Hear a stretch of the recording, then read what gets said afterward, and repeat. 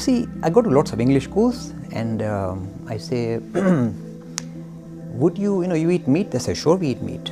I say, fair enough, you can eat meat. I'm not here to stop you. And you see, this Rover, your dog, is getting old now.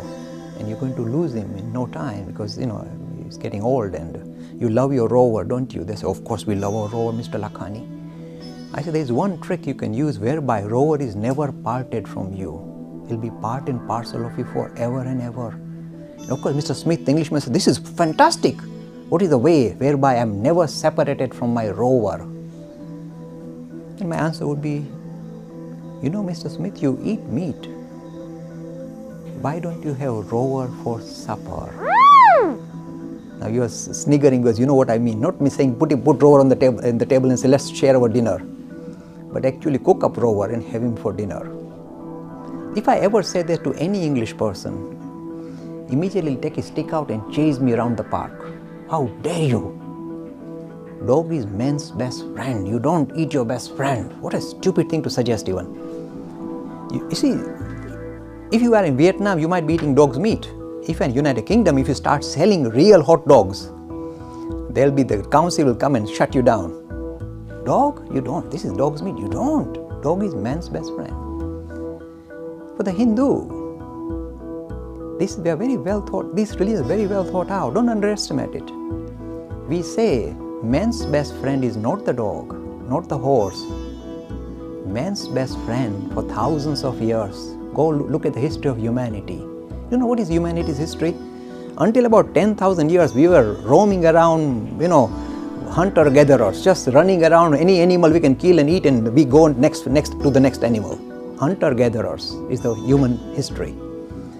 The only time human beings settled down and started to farm and become a little bit civilized is when they had this lovely animal called the cow. Because it's a magic machine. On one end you put grass, other end milk comes out. So you could settle down. You had a ready flow of supply of proteins. So you could settle down and wait for your crops to grow. So this gentle animal, if we study the history of humanity, has been the major friend of humanity that allowed humanity to become civilized, to settle down and be civilized, have the space to be civilized. So we say, if you wish to pay tribute to one animal as man's best friend, it's not the dog, it's this gentle animal called the cow. So the Hindus say we must pay respect to this animal that has stood by humanity for such a long time. Not just Hindus, for whole of humanity must pay a tribute. And some people say, but Mr. Lakhani, then the goats give milk as well, so shouldn't you? I said, fair enough, revere the goat as well, we don't mind.